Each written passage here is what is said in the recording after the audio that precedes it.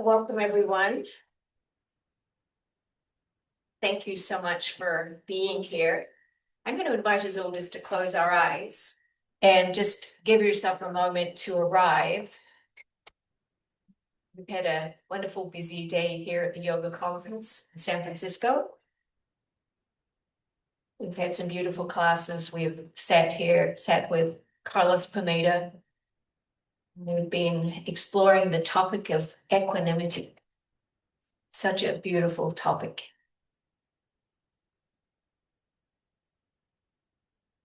How to become established in yoga. Perform your actions. Become established in yoga. How to become established in yoga. Take a long, deep breath in and a long, deep breath out. And again.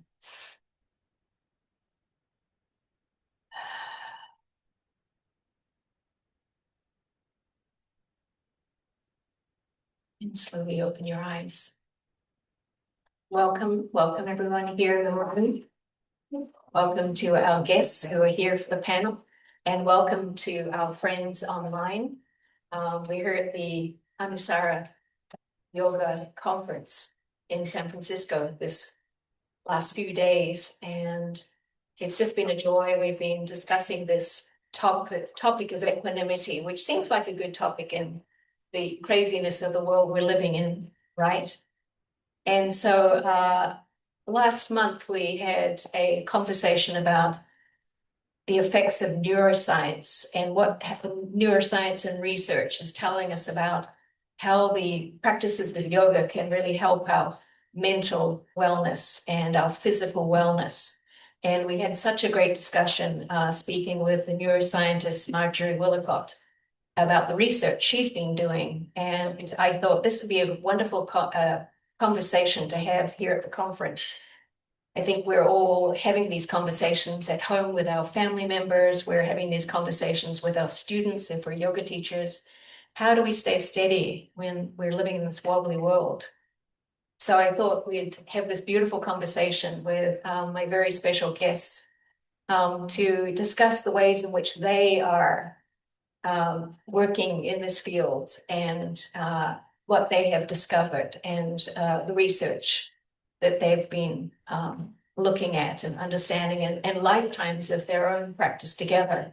It's extraordinary when you start to learn more about people's background and history and who they've been studying with, and all the people that they have been working with is extraordinary. And so I invited our special guests here. Our conversation today is on the topic of the art and science of being human. And for those who don't know me, my name is Saraswati Claire, and I'm the founder of Yoga Kula in Berkeley. And we've had that studio there for over 20 years now. And I invited my special guest here today to dive a little deeper into this. And we have Gopi Kallayil, we have Stephanie Lopez, and Anusara teacher Denise Hatch. And we're going to be exploring this in a conversation. And I wanted to tell you a little bit more about each of our speakers. Gopi is Chief Business Strategist at Google. AI at Google. He's a longtime yoga practitioner and teacher, and he founded Yogalas, which is a yoga program at Google. And he's also a kirtana and author, and he travels the world talking about the different practices and teachings of yoga. And we also have Stephanie Lopez here, and she is often teaching through Yoga Kula, president of iRest, and she's a senior iRest trainer. And she does lots of training and workshops throughout the world, just helping. She's a somatic educator. And Denise Hatch, we've had wonderful conversations together, and she does extraordinary work. She's the founder of Power of the Mind and Yoga Sports Performance Method. So I would love to just ask you, as we have this conversation, about in your work, how have you explored the effects on the nervous system of these effects of our practices? How have you found that they help people in your own life? At least how the practices help you in your own life to stay steady, and perhaps what research is helping us to discover. And I know there's many different ways in which you're working with different people, and I would love to hear more about your work and what you're discovering, and how also in this time in the world, the importance of each of us to really learn to be more resilient. There's a beautiful story that Thich Nhat Hanh talks about, when the refugee boats were at night, there were, pirates as they were crossing the water. And he said, if one person can stay calm, we will all survive. And I always feel like that as a yoga teacher, if I can, even though I'm disturbed and, angry about what's happening, if I can find a way to keep steady, it's like, as Carlos was saying, to zoom out, to be able to find my yoga. And I feel like, this is what we're learning. This is the work that these wonderful teachers here, teachers, presenters, authors are doing. So without further ado, Denise, could you tell us about the work you're doing? Sure, but I want to start by saying that modern neuroscience is confirming ancient yogic maps, which is really cool because now we have, we in the Western culture love science. So it backs up what we've been doing. And what I do is work with top elite athletes. And currently I'm in speed sports. And it's just remarkable what the practices of presence or that state of awareness that Carlos has been talking to us about, bringing that state of awareness to performance, to first mental wellness and then mental performance. And in that, that state of awareness is no different than flow. And what I see accomplished at the highest levels, not only in the performance, but also in negotiating contracts, in what somebody thinks that they are worth, in what beliefs they bring to their sport or career or businesses. I also speak in many businesses about this, but it is the way in which, if you were there yesterday, we talked about the triangle of thought, where we set ourselves first, the highest attitude. It's the 3 A's, really. It ties right into our Anusara practice. It's that highest intention, understanding who we are in our divinity and our flow. And that creates a biochemical reaction instantly in the brain. And then out of that is the emotion. And Carlos mentioned this morning that the emotions are creating the karma. So if we're not in that highest state of presence when we start a thought, and everything starts with thought, right? Everything. If we're not there first, well, then the biochemical is probably cortisol, whatever chemical is created there, which is leading to an emotion that is not maybe anxiety, stress, whatever it might be. And that is going to generate the next thought. So now we're really rooted in the past, thinking karmic, right? And so what Anusara teaches us is the 3 A's. Start from the highest attitude. What kind of biochemical might happen from there? Dopamine, serotonin, DHEA, into what kind of emotion then do we get? That's the Ananda. And that's where we begin to purify. Thank you. You pass on. Yes, I will.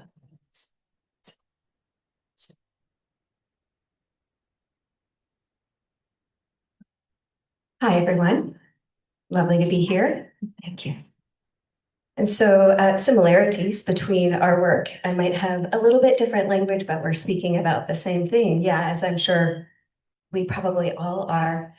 So my background is in yoga nidra and also steeped in nondual Kashmir Shaivism. So the map that I'm most familiar with came to us out of the Shiva Sutras.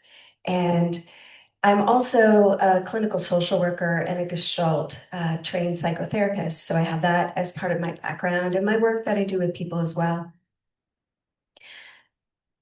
In my experience in working with people, I often will lead retreats. I'll do one-on-one practices where it's basically a meditative inquiry or a somatic inquiry that comes out of these teachings of non-dual Shaivism and an approach from yoga and yoga nidra. And really, as we know, starting from wholeness, starting from the depth of who we really are, that's how I begin when I sit with groups or I sit with people one-on-one. How can I orient to your essential wholeness? Because I feel like it's unethical to not start there.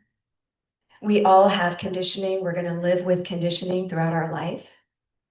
And yet, conditioning comes and goes, but this wholeness, this deep essence, awareness, the mystery, whatever we're going to frame it as, untouched by what's coming and going. And if we can orient people in not just an understanding intellectually, because that will only go so far. So to allow people to feel that as a firsthand experience and begin usually to have a glimpse of that, but hopefully to establish in that deep equanimity over time. And of course, that's working with the nervous system.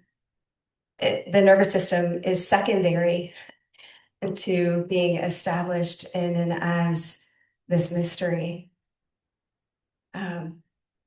Then, I have different ways of working with people on how to metabolize and how to meet these messengers, to understand that there's nothing to refuse, that everything is here just as a messenger to help us to see where are we out of alignment with this flow, where are we out of alignment with deep essence and life itself, and then being able to be exquisitely sensitive, which the yogic practices support us to become, so that we can feel when we're out of alignment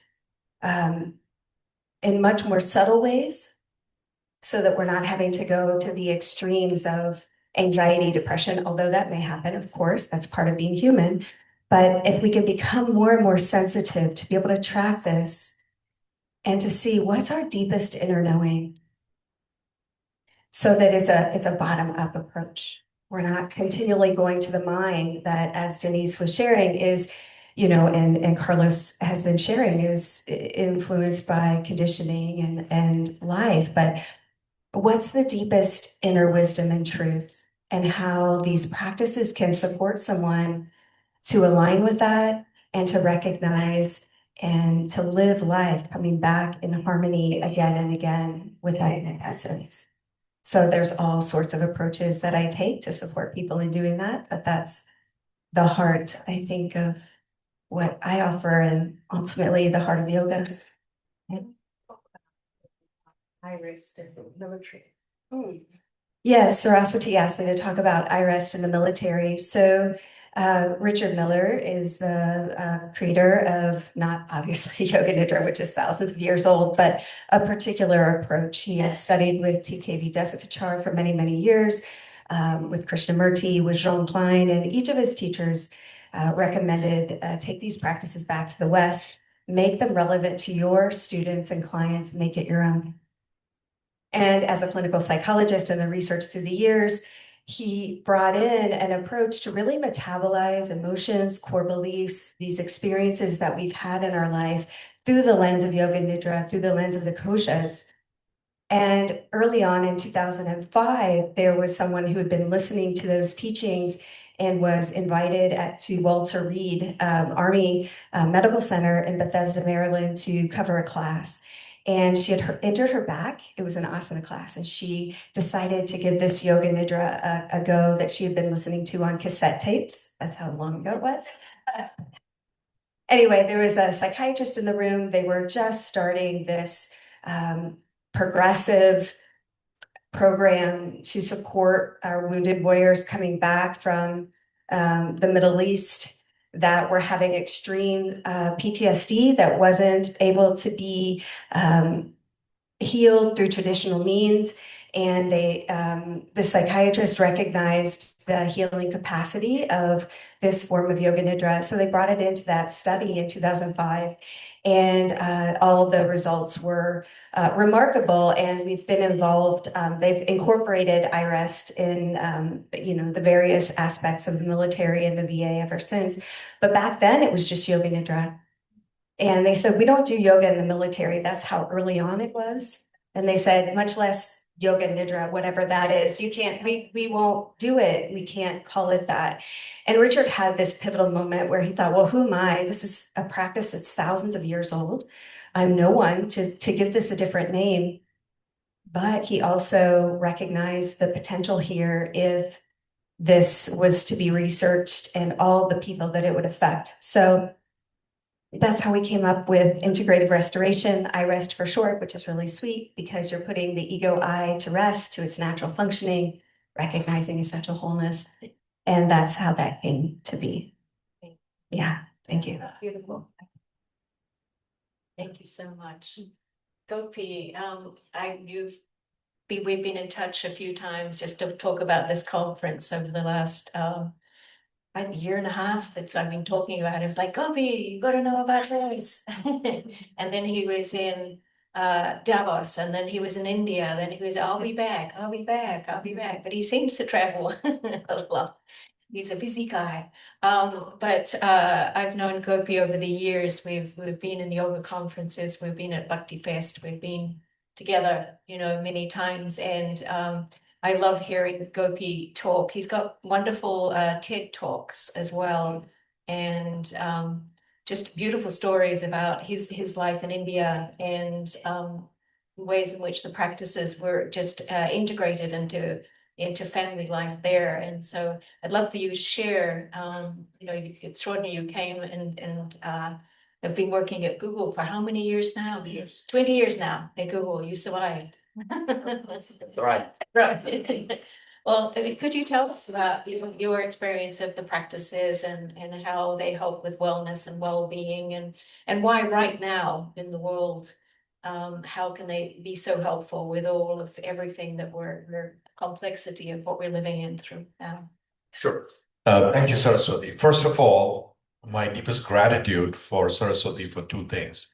First is for 20 years, she moves from Wellington, New Zealand to the Bay Area and creates Yoga Kula, which at some level you may think of it as a small business yoga studio, but actually what she's done is built a community and brought people together around the practice of yoga in this very sincere, selfless service, seva kind of attitude. And which is why when she asks for anything, I always say yes, because she is a sevaka, a true karma yogi. The second is for almost 10 years now, ever since the Yoga Journal conference wound up, we do not have a yoga conference in San Francisco. And for her to conceive and build this and bring together this first conference is commendable. It's very hard to pull together conferences to make the economics work. It looks small now, it always starts small. So thank you for reviving it, because I've no doubt it will continue to grow. To all of you, I have one request. I know there is a lot of separation in the world. Yoga is about union. And right now, the way you're sitting away from us, I feel a sense of separation. So if you will, feel forward to come, sit very close to the stage, even on the stage, on the cushions, bring your chairs forward. It's like in church, come forward and be safe. Let's end the separation, come right here so we can feel a sense of connection and less of separation. Hi there. We're just gonna come right here. Thank you, God. Yep. The closer the better, then we can touch and have real intimate dialogue and conversation.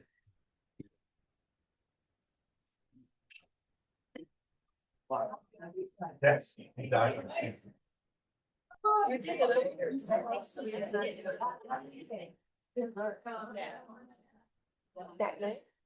Wait for people to settle down and then I'll finish. Now that I've sufficiently disrupted the equanimity of this room, Saraswati will now let me die. My yoga journey started when I was really young in high school. I ran away from home, sort of speaking, to live in an ashram. I found my guru. I learned yoga and meditation. I was the youngest in the program. Something called out to me. This is long before yoga had become cool and there were conferences like this. And my parents were even worried because Indian parents revere monks like Dada and the wisdom they bring.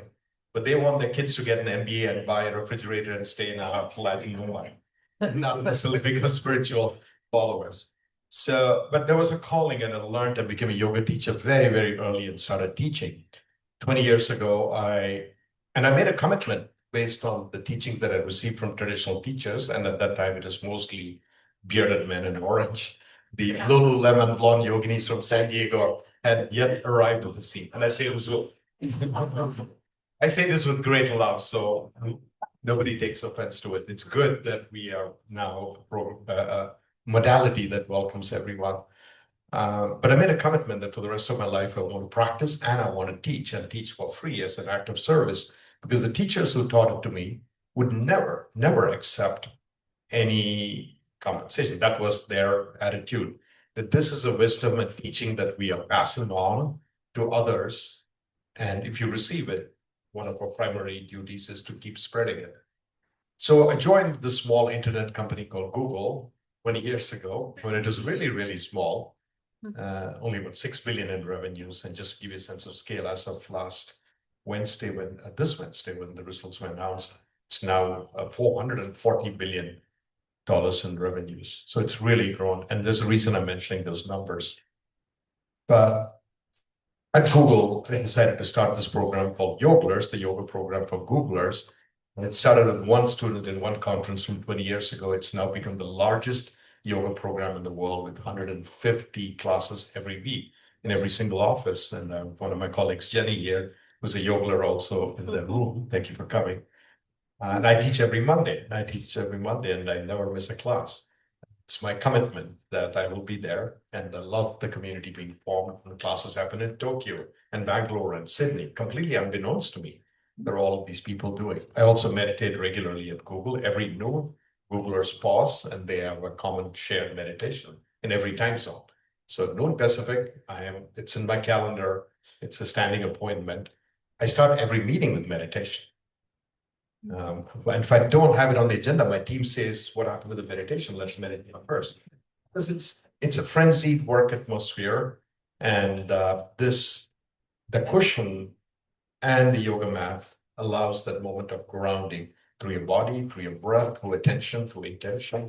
And this is a beautiful practice.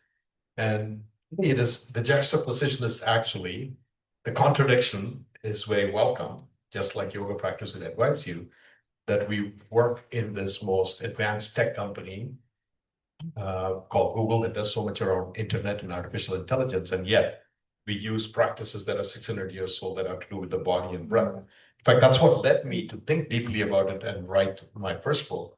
It's called The Internet to the Internet. And I'm not promoting this book by any means, just to make a point. The idea being, well, all this technology that we built are amazing. This is the most sophisticated technology each one of us gets to use. And this is the only technology, this internet, our body, our breath, our brain, our cognitive functions, through which we can experience life, through which we express ourselves. And as Denise was mentioning about peak performance, when you do these practices, it puts your physical cognitive capabilities into a state of peak experience and peak performance. And I've always been drawn by that, and also to look for scientific evidence. Is there research-based evidence that this happens? And later in the talk, I hope Saraswati will invite me to mention that. And as artificial intelligence started coming out into the fore, escaping the lab and reaching our fingertips, desktops, phones, that became a topic of interest to me as well. I work in that area at Google. This is my day job. And it led me to think about it and write my second book. And again, just the title I want to point out, it's called The Happy Human. The subtitle is Being Real in an Artificially Intelligent World. Being real in an artificially intelligent world. And the reason I wrote that is I found that is the only pathway to happiness. You can have all of these amazing technologies, but we have to show up in our bodies and our presence and be able to touch and connect and sit in a room and share as human beings. And that hasn't changed for thousands of years. And the practice of yoga and meditation remind us of that. So the reason why these practices for me in the workplace and in a place like Google is important is I've been speaking lately about a concept called IDD, AIDINI. And it's an acronym, it's a short formula I came up with. NI is our natural intelligence, which is what we explore deeply through yoga and meditation. And it is that human natural intelligence, the superior skill, only we have as a species compared to every other species on the planet, with which we've done amazing things like build buildings and cities and create these devices. Using that, now we are creating another form of intelligence, artificial intelligence, AI, and we're watching it closely with both excitement and trepidation, which is natural because it is early, it is powerful. And whether we use our natural intelligence to build AI in the service of humanity or not depends on we have a sense of connection to DI, some notion of divine intelligence, whatever that may be. So the interplay between natural intelligence, artificial intelligence, and divine intelligence, and yoga, meditation, all the things we talk about at the conference, study of scriptures are a pathway to it, is become an important consideration for me personally, so that we do it in a responsible way. I'll also make one further point and then hand it back to you. This community of yogolers is about 5,000 strong now, and if I count all of the practitioners between yoga and the meditation program at Google called Search Inside Yourself, and being a search company, Search Inside Yourself is the name of the meditation program. There is probably 15, 20,000 people, and Dadas often come there and spoken to the community and taught there as well. There is a deeper sense of purpose. Of course, at an individual level, when people practice it, they're calm and they carry on with their life and they're better human beings. There's something more profound that's going on, in my opinion. All the products that these people who come into the yoga class or the meditation session reach billions of people. And just to give you a sense of scale, 7 products at Google are used by 2 billion human beings or more. 2 billion human beings or more. And in many cases, humans use those to address problems in their life. We can see it when they're searching, the YouTube videos they're watching, or what they're looking for on Google Maps, the destinations they're trying to reach. You can see that there is life problems out there around health, questions about stress or mental health. There's so much of time is spent on our platforms as human beings in this quest for, can I find peace, equanimity, better health? And therefore, we have a moral responsibility to how we surface the answer, because there is a lot of misinformation out there. And I believe that when my colleagues do these practices and they're more grounded, they think more deeply about how can we serve the needs of human beings as they try to go through their life to live, love, and learn. But specifically around these topics, we have a higher order responsibility.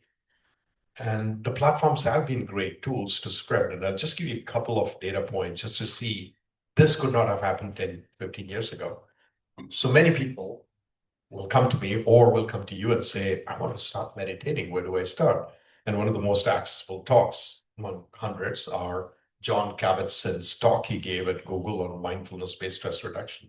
And that talk has been viewed now over 2 million times. Before all of this, he would have reached an audience of 500 maybe, but now he can reach 2 million.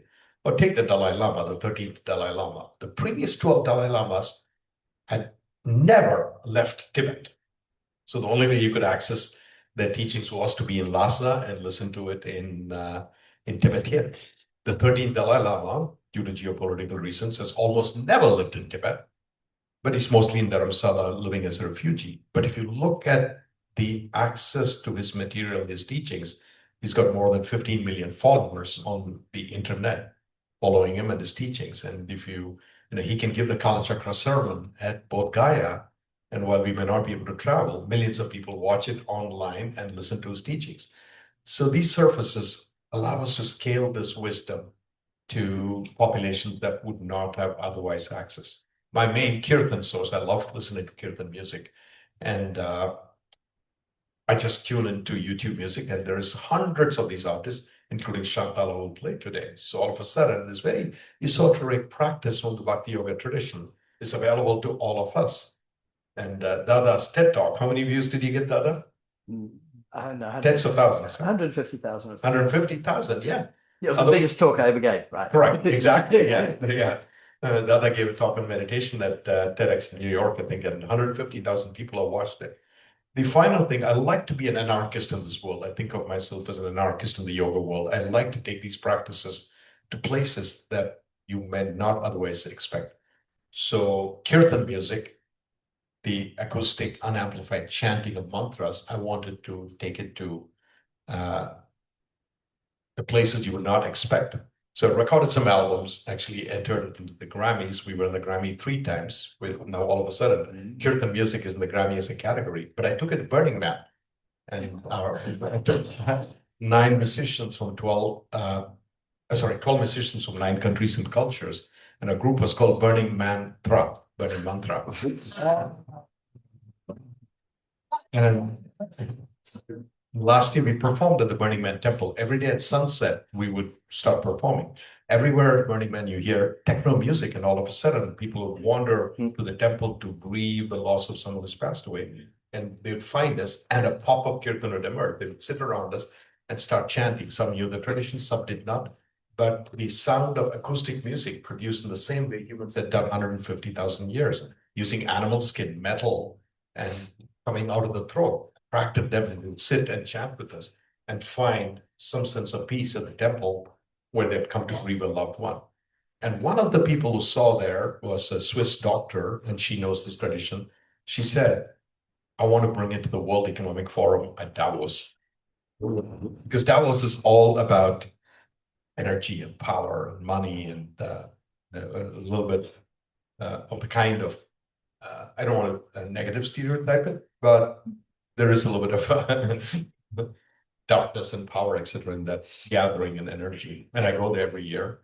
So I said, let's do it. So this year we did kirtan in Davos. Oh. And people gathered around us in a chalet and sang with it. So I like bringing those kind of, being a little anarchist about this practice and taking to the most unexpected places. Thank you. Thank you. Wow. Thank you so much. Wow. It's so beautiful to hear from each of you. It reminds me of actually the conversation we had at lunchtime yesterday. There are so many ways in which we can bring these practices out. And I love the idea of like, where are the places that we haven't tried yet? You know, we were talking the other day about, you know, folks who are bringing them out to disadvantaged communities at Yoga Kula, constantly getting phone calls from people saying, could you come and teach here? And can you come down to our company and things like that? And so it's really exciting to know that, because you think when we were first introduced to it, it was life-changing for me. I'm sure for the same all of you, it was like a night and day different. When I got introduced to yoga, everything changed. Like it was a whole other life began. And but at that time it was like, and you're doing what? And why are you doing that? And meditation is so selfish. And that was that era. And here we are living in this world where, you know, it's we can, wherever you are in the world, you can tap in, you can learn meditation. And so it's a wonderful thing for all of us who are yogis, who've had this experience, to know that we've got work to do, that especially now, you know, in this difficult time, I think is a perfect opportunity to envision a new world. I was having a conversation about, we can either be victims of it and get aggressive and reactive, like we talked with Carlos, or we can take action and we can stay resilient. And yes, the emotions are going to come and go, and we'll feel the feelings and we'll have our experiences, but we can be supportive in our communities and support one another. And you know, back to the art and science of being human. I think as a young person, that was so, for some reason, I was just really fascinated by this topic. How do you be human? And wouldn't it be great if at school they gave you a few extra lessons about how to be human? Yeah, in my school in Eastbourne in Wellington, it's another Wellingtonian. It's like, we didn't actually learn much of this. So hopefully in the next generation, I know there's wonderful mindfulness school programs and things, but wouldn't it be nice if the next generation had all these tools and that the teachers had the supportive training so they could actually, help people to be able to stay steady. So I'm aware that we've gone over our time and we will continue this next year because we're going to be back here next year with these wonderful guests. I'm so sorry, we are. But the good news is I've invited Gopi tonight. He's going to talk about kirtan. He's going to talk about the kirtan practice and to help us as yoga teachers. Because for many of us, we kirtan perhaps wasn't something we were that familiar with, and we hear it, and we don't perhaps fully get the aspects of devotion. And that's something that Gopi can speak so well about, the practice of devotion and bhakti practices. And he will be helping us tonight at the kirtan, which starts at 7:00. So you have. Yeah, since we started late, can I take 3 minutes? Can I steal? I know you're trying to keep it on schedule for a particular reason. 2 Yeah. minutes. 2 minutes? This is on. So, I think it's my class, but Oh, okay. It's It's so. gone off. Here you go. I concede my time. He's what do you call it? I'm reclaiming my I time. concede my time. See, he's ceding his time. Nice. Noah. Thank you, Noah. Thank you for letting me do that. Because the way the talk was titled and you're looking for research-based evidence, Yes. the talk title mentioned about the benefits of yoga and meditation. I actually did some research on the topic and actually gathered, and I feel I wanted to share it with this group in 2 minutes and try to do that because of where you live, many of you are teachers, practitioners. We have to get away in particularly in the world we live in Silicon Valley, in the tech society here. So people don't look at it, outsiders, as it's a woo-woo thing, what these guys do. Actually, there is research-based evidence about the benefit of it. So I wanted to share some of it with you. And as Denise was mentioning, we have the tools because the practice has been around 600 years. The Buddha started meditating 2,600 years ago, but all he had was the power of observation, sitting under the tree and said, let's listen to the breath, and somehow it makes my nervous system calm down. But he couldn't give you any evidence. He didn't have the technology. In the last 50 years, plus 30 years, we now have the devices, EEGs and blood analysis, etc., to do the research. And in the last 10 years, it's being applied to yoga and meditation research. So very quickly, a couple of things that I wanted to mention. The practice of yoga, this is research-based, and was published in the Journal of Alternative Medicine. It reduces stress hormones, specifically cortisol comes down and GABA increases. And cortisol is the stress hormone. When you're stressed, there's a lot of cortisol. If you are calm, if our emotions are regulated, there is more GABA, or it stands for gamma aminobutyric acid, even more complex than the most complex asana name. So that's there is evidence to do that. Or cardiovascular health. The American Heart Association finally says this is actually a good adjunct practice to increase cardiovascular health because it has been measured. It lowers blood pressure by 10% or so, which is what over-the-counter medication does.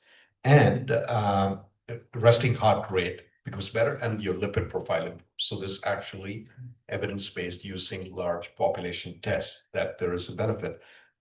Chronic pain management, the American College of Physicians is now recommending yoga practices as the first line of practices that you do for neck and back pain before you get into pharmacological intervention. So that's yoga. And just a couple of more around medicine, and then I'll end with this. So in the case of meditation, there is evidence that the neuroplasticity of the brain changes. The brain structure changes. So we have the tools by which we can look into the brain and using MRI studies. And this was done at Harvard University.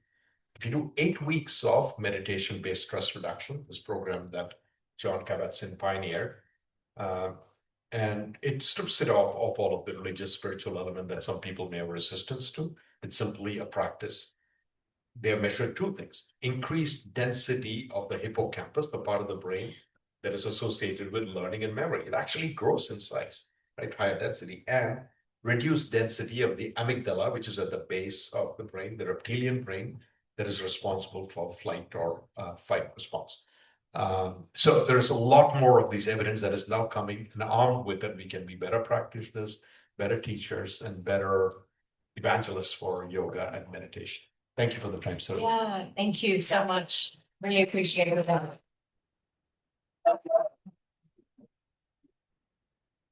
And I just wanted to point out each one of these great presenters here does workshops and we've been studying with Stephanie, as I said earlier, she does extraordinary trainings that are good for yoga teachers because it gives you a whole other way to take this out, either one-on-one with people or to in groups online. She's extraordinary. She's got trainings happening all the time for yoga teachers, for people, you know, to expand your capacity for different ways that you can work with us. And of course, Denise here and all the great work she's doing. I was saying, I'll finish up in a minute here, that I used to love to go to the yoga journal conferences because I would go from one room to the next going, this is possible. Remember we used to go, then you go into the next room and you go, oh, this is another way to do it. And it was so exciting to learn that all these different teachers and all these different modalities, and it really helped me have a bigger vision for what we're doing and the different ways that people working with recovery, you know, yoga and meditation for those in recovery. And there are so many ways that we can be of support out there in the world. And my wish and dream for Anusara is just for us to keep growing and growing and just knowing that it can be of service and working together and supporting one another and really growing something that's very strong. Because I fully believe the particular Anusara style, it's easy to reach a wider population in that a lot of people are coming to me, not necessarily needing to teach, but they want to come and learn these practices. So they take this year-long program and they're having the healing. They're having the feeling that I had when I was a young person, went to an ashram, that is being surrounded by these teachings. And it's so lovely to provide a place that people can come and learn so they don't wake up every morning in a panic, that they can actually know how to help themselves and help their families. And so I want to thank our special guests and thank you for coming all this way. And hopefully you'll get to stay here. We'll hear from Gopi again tonight, and we'll make sure that you have all the links for our presenters here so you can be in touch with them and find out some more. So, oh, yes. Just one thing I'm going to Yes, lean please. into you. No, please. So Saraswati and I spoke of Thich Nhat Hanh saying the future Buddha will be the community of loving kindness, the Sangha. And I think that that's what we've become. Thank you. Thank you. Thanks, everyone. We really appreciate you being here. And we will transition to our class with Noah. Class starts in 7 minutes.